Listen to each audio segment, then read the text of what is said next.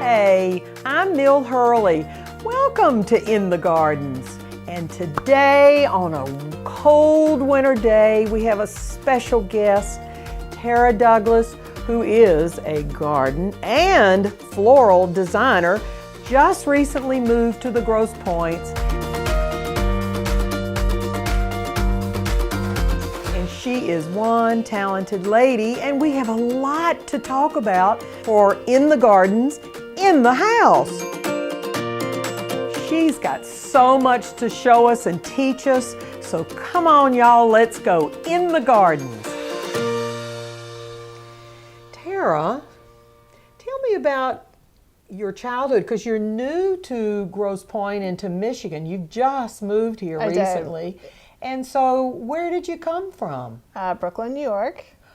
But are you raised? No. Were you raised in Brooklyn? I wasn't. Okay. I'm originally from Columbia, Missouri. I grew up in a farming family, and everyone in my family gardens. I'm probably like the least professional gardener in my family. Really? In a way. Really? Yeah. Because everybody else, your parents, you have siblings? I have siblings, but aunts and cousins and uncles, everyone gardens.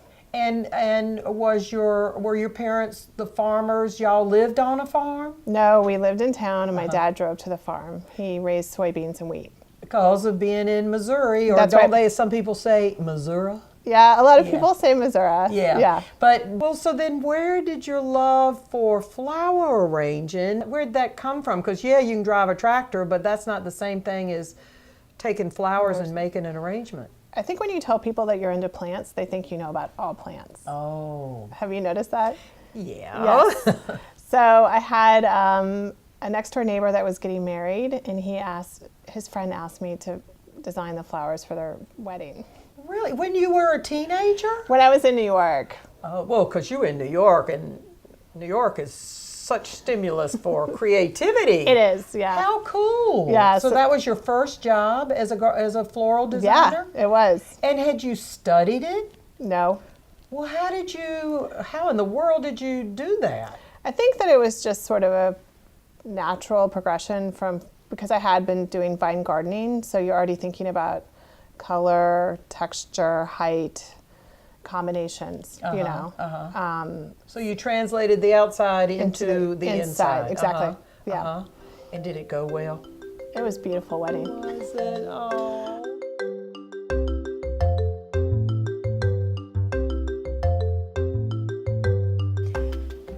This is an amaryllis plant. Something you've had? This one I started last year. What color? It's a solid red one. They come in all different colors though, which I love, and they're so cheery. But this one, of course, is just starting to grow again because you had this outside, and this is yours from last year. It was kind of forgotten, so now just started it now, and so it'll probably bloom around Valentine's Day as well. So what do you do after Christmas, after it's bloomed? First, you cut off the flower stalk, and then just leave the leaves and let them grow. Keep watering regularly, not too much. Yeah, bulbs don't like to be too wet. No. Yeah. Yes. And then how do you know when to water it again? Do you put your finger in there or what? Yes, that's generally what I do is I put a finger in or a chopstick. You can put it in like when you're baking, a cake. A bamboo skewer, I have plenty of those. They're a great tool, aren't they? They are. Instead of using your finger. Yeah, keep your fingers clean. And these like to be near the window or in the window. In the wintertime, our light is so soft and not very long. I've heard that about Michigan. Yeah, so yeah, just let the leaves grow. They become these long, strappy, kind of almost gangly. Yes. Yes. Yeah. Yes. But that's the right thing. And then you're on the right track. Love it for the way it looks right now. Yes, exactly. And then put it out in the summer in the shade, and then bring it in the fall. And what do you do with it in the fall? In the fall, then you kind of let it go dormant. So it means stop watering. Put it someplace where there's not a lot of light, maybe in a closet if you have a space for that. And then after 6 weeks, bring it out. And the leaves pretty much fall off by then, right? Yeah, or you can kind of pull them off. Yeah, and then it's just ready to start anew again. So this is the beginning. This is how it looks in the beginning. And I would probably cut these guys off too. They kind of look. Well, they're not perfect, but it's starting to grow. That's right. Yeah, as opposed to this one, which I just potted up yesterday. So this might be one that'll be blooming at Valentine's Day. Because you got to be patient when you force a bulb and you pot it up in the wintertime. That's right. Yeah. But that's fun. That's the part of the fun. And then I went to school in France. Ooh. Yes. For college? Yeah, I studied French literature. Wow. But I always loved gardening. Wow. Well then, what made you go to France? I always wanted to go to France. I think just growing up reading Madeline books, and you know, I took French in a summer enrichment class in 2nd grade, and I'm from a college town, so that seemed exotic and wonderful. Did that stimulate then this whole thing? When you got into France, you saw these magnificent gardens. And then walking by, I'm sure, floral shops and seeing the flowers everywhere. And just sort of the beauty and the way that people led their everyday lives. That was very inspiring to me, you know. Simple, but just really beautiful.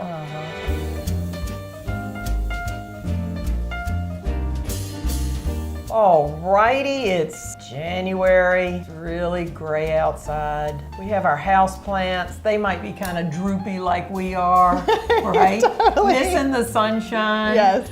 And you have some of your houseplants you brought. I did. What have you got here? How do we take care of them in the wintertime? So this is a variegated snake plant, also known as mother-in-law's tongue. This one it loves low light, which is why I like it. But sometimes it gets these sort of bent tips and maybe dry on the end too? Dry on the end, totally. And but in the winter you don't want to water your plants too much.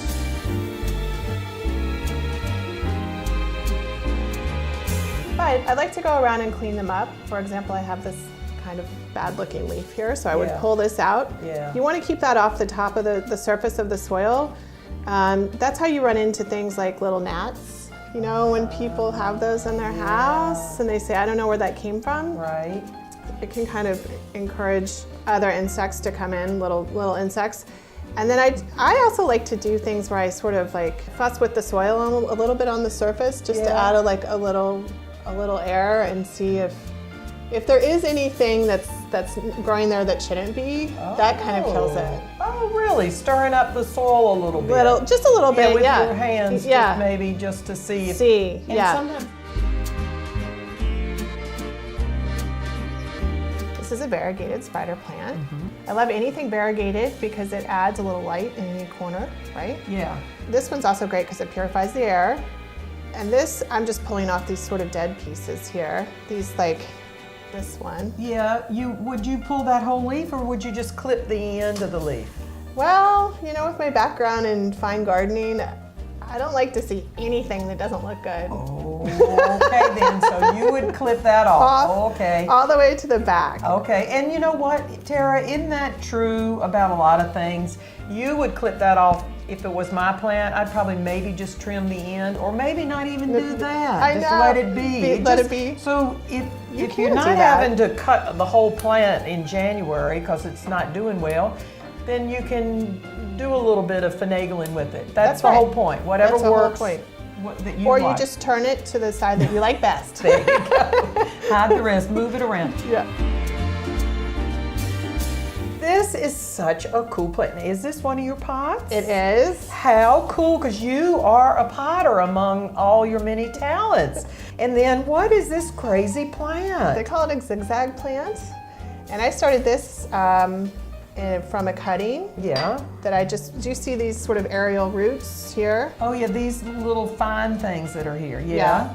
So I just put those in water. I made a cutting and put it in water and it rooted in. Wait, so you mean you could cut this little baby leaf away from the mother plant and stick this in a glass of water? Yes.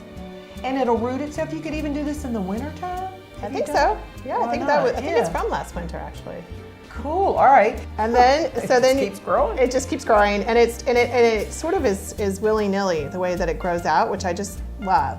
It's because it's very flat here, right? Right. But this is like a 3D Cool. sort of extension. Yeah. you know? It does have. It's not all flat. Yeah. No. It does have some interesting ways that it grows, and it'll just keep getting longer and longer. Yes, I think so. I hope that it, I'm thinking that there's some sort of dormant nodes along the way that maybe maybe something will come out here. Yeah, just like what you have here. Right. Or this one will start going in. Yeah. And then what do you do about watering this? This one I water maybe once every 2 weeks, very infrequently. When you have a thick leaf like this, that That's right. kind of is an indication That's that right. don't water it so much. Absolutely. 'Cause it's what we would call a succulent. Yes. So I put that definitely in east-facing window. Okay. And it can, All right. and it doesn't get sunburned. I mean, that's the Pretty tolerant. issue with some of these other Yeah. plants is they can get sunburned. Yeah, they'll have brown spots on the leaves. That's yeah. right. Okay. All right. Hey, like brown spots we get on our skin That's when we've right. had too much sun. Freckles, yes. Just like I the plants. I have a lot of those. Yeah. Cool. Well, that'll be fun to do. Thanks, Tara.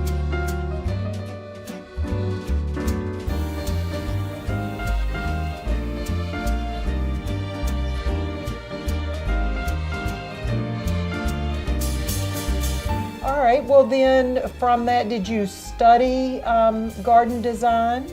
Yes, so then I went to New York and worked in an office, and I wasn't crazy about that, but I ended up being a volunteer at a garden. A public garden? Yes, it's Battery Park City. Oh, yeah. And you volunteered there. Yes, and then after the first day, I decided I want to work at this place. Wow, fun. So I made sort of all the plans and quit my job and kept continuing volunteering. And the woman I was volunteering with was the foreman. And she said, "Oh, how's your job?" And I said, "Well, I'm actually not there anymore, and I'm hoping to get into gardening." And she said, "Oh, would you want to work here?" So that was the beginning of 6 years in Battery Park City. But then when did you start doing the floral design? If you're learning more from the botanical garden, you're learning about the outside. That's right. What made you decide you wanted to do floral design? I just had a calling for it because I love how it's sort of temporary and it's so ephemeral, and I'm very interested in seasonal flowers as well. So people just kept asking me to help them with their weddings, and little by little, I made bigger and bigger arrangements, and it was really fun. So.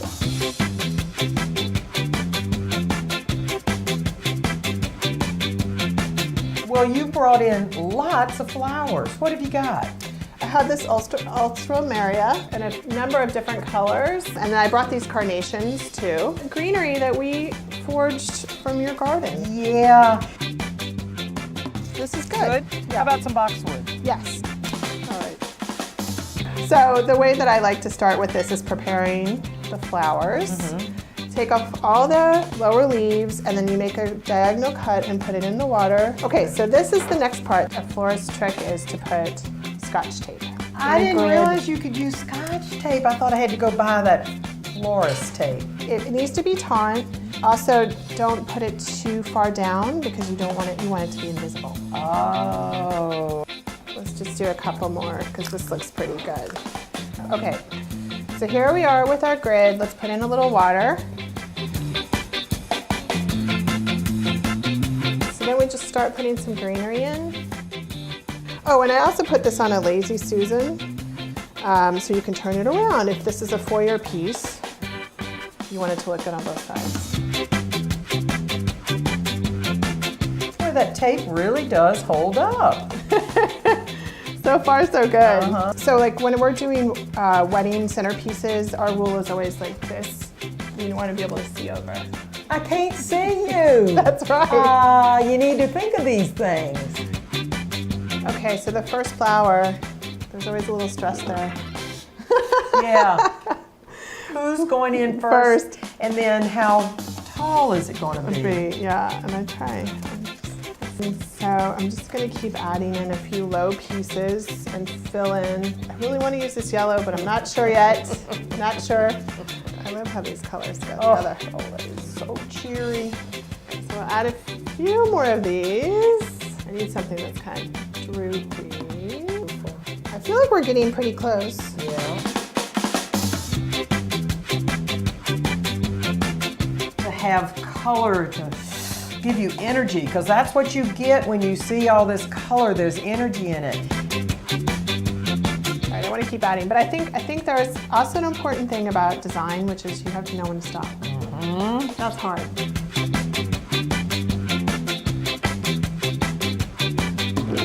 Ta-da!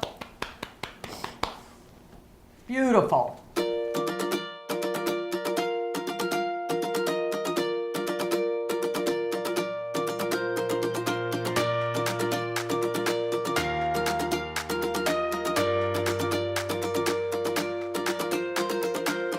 What's your favorite part to do with your work? Working with other people and bringing beauty into their house, into their home. Or outside even? And outside, yes, yeah, indoors You're and very out. versatile that you do both, inside and out, because most of us are one way or the other. Yeah, it's kind of unusual. I can't say no. Yeah. Well, and what do you hope is going to happen now that you've moved to Michigan? This is your first winter here. Granted, you're a Midwest girl, but you've been in New York a long time, and France, and my goodness, all over. So, what are you hoping for now that you're here? And welcome, and we're glad to have you. And it's such a great place to be now. It is. Yeah. We will see. You know, I'm hoping to get some more private clients, and some weddings maybe. And then maybe with the new garden that's going in on Belle Isle, there might be something that I could do there with Pete Udolph. Who knows?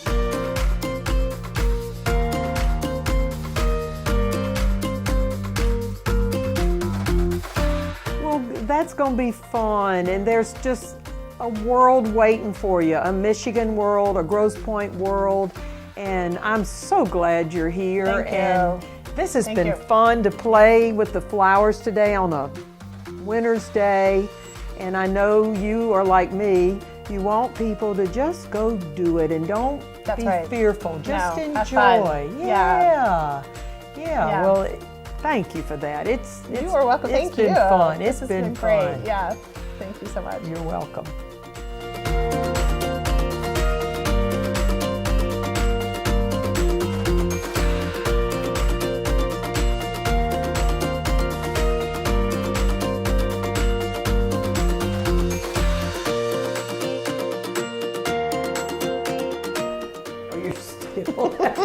Couldn't stand it, huh?